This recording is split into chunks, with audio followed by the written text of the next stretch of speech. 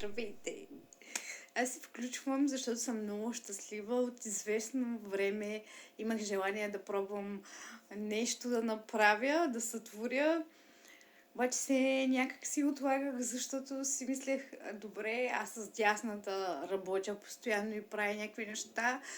Сигурна съм, че когато работя с дясната, лявата ще стане прекрасно, но когато работя с лявата, дясната няма да се получи изобщо. За пореден път се убедих, че когато имаш силната воля и желание да створиш нещо, то става. Тази вечер реших нещата, които си вземах преди не знам колко време, може би 2 години, 3 години, тези неща ми влязоха в употреба. Така.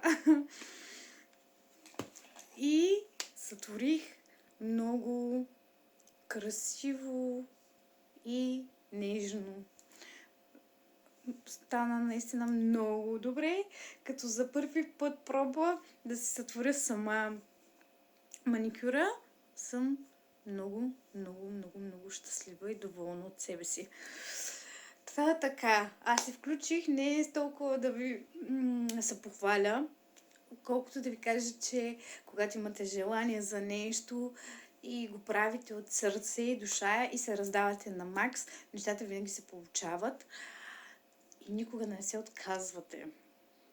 Така че, макар след 2 години, след като съм си купила нещата, които ми трябваха, 2 години по-късно ги използвам, но все пак ги използвах и съм много доволна от себе си, че успях и направих нещо красиво за себе си. Без да има нужда да седя по салоните и да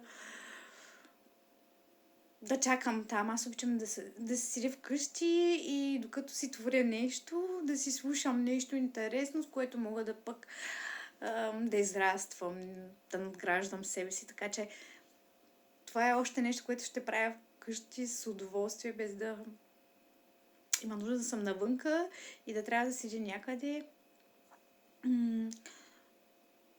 и да не правя нищо. Буквално да тъпея, защото за мен, когато не правя нищо, аз тъпея. Имам чувство, че трябва да легна и да умра. Така че, да, доволна съм. И хора, следвайте вашите желания. Не се отказвайте, защото единствено губим, когато се откажем. Докато не се откажем, няма загубване, няма загуба. Че търсайте, бъдете живи и здрави.